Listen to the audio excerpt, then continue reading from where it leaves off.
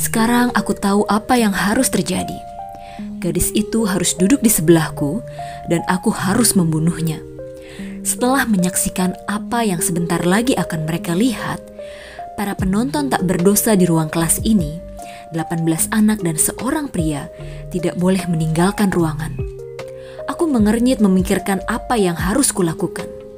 Bahkan dalam kondisi terburuk, aku tak pernah melakukan kekejaman semacam ini. Aku tidak pernah membunuh orang-orang tak berdosa.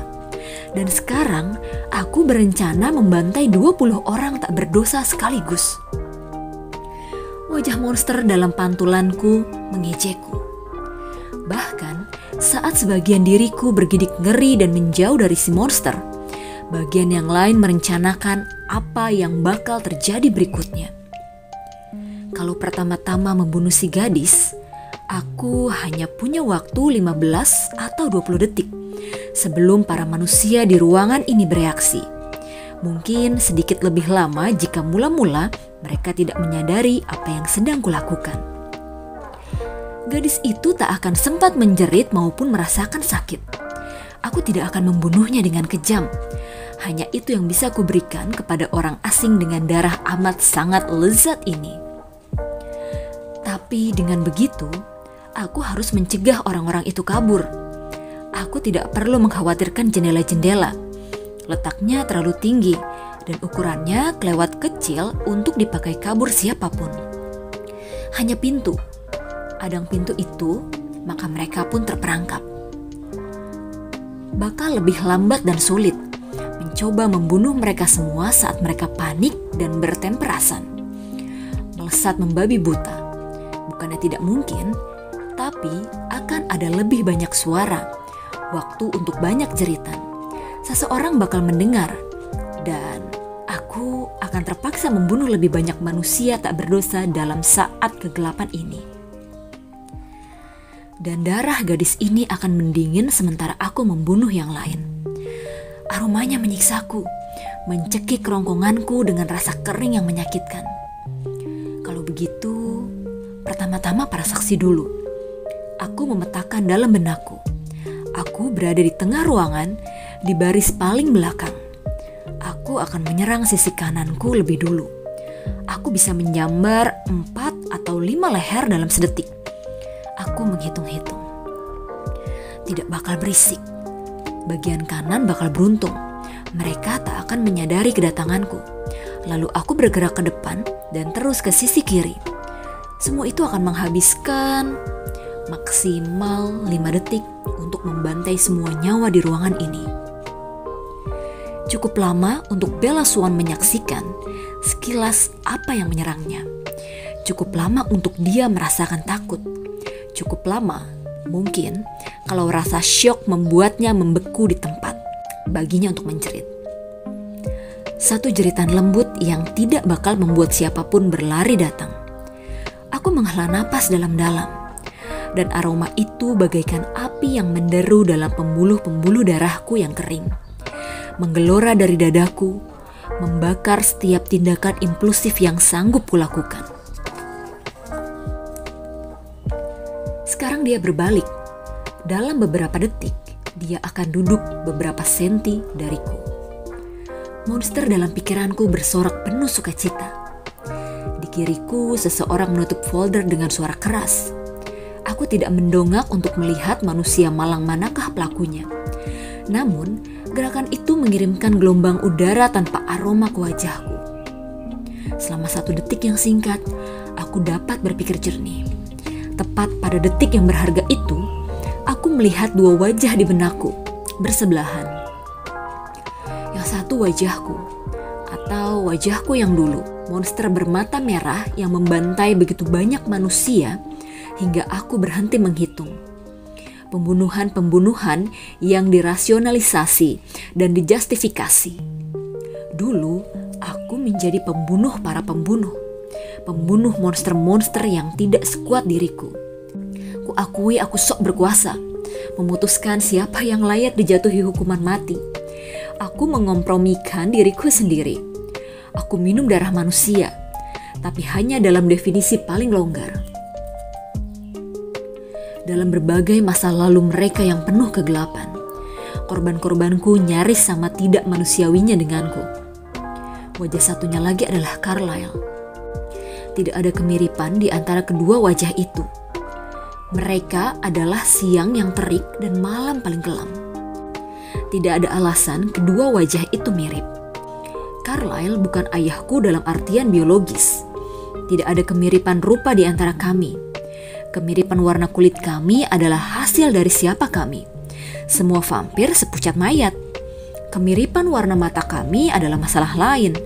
Itu cerminan dari pilihan bersama. Namun toh, meskipun tidak ada dasar kemiripan, kubayangkan hingga batas tertentu.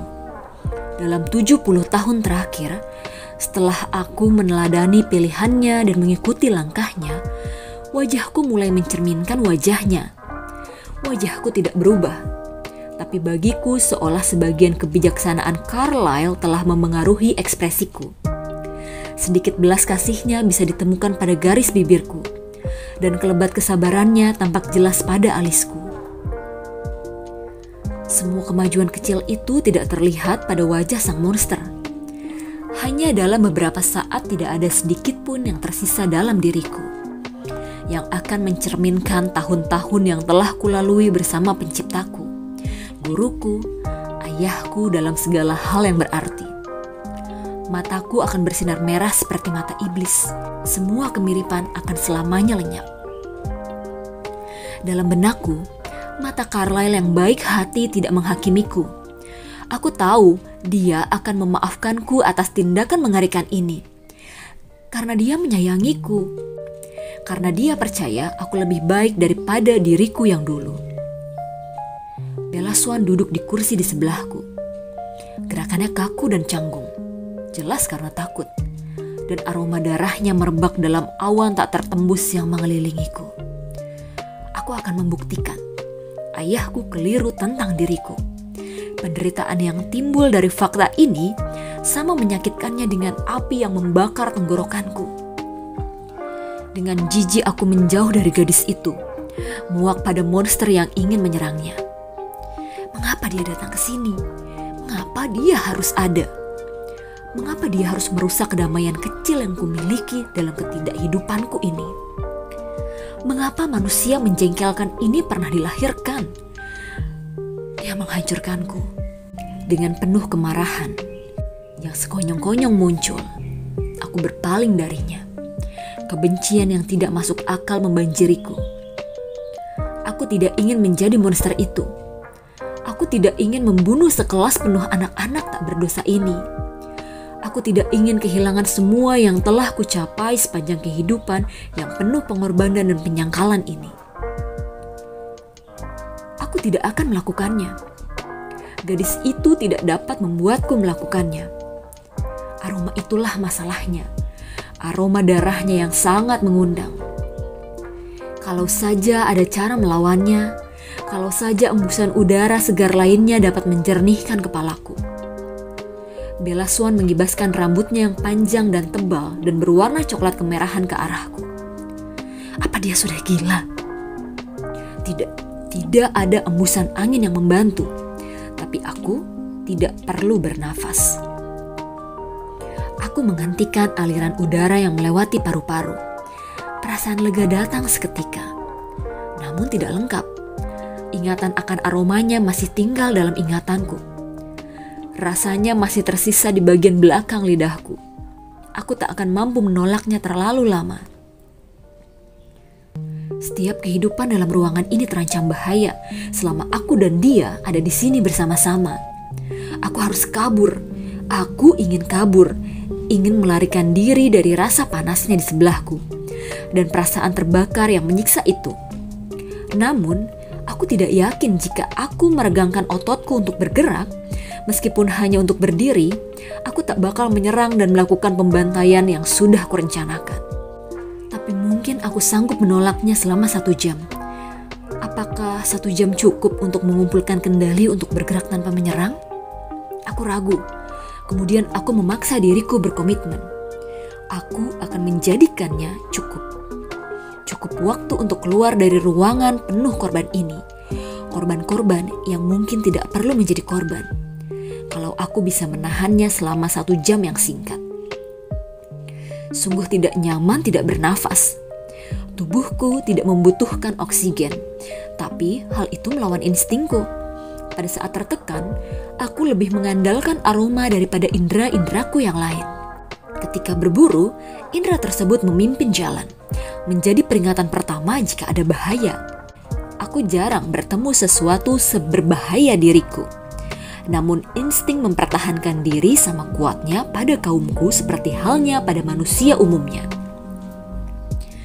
Tidak nyaman, namun dapat dikendalikan.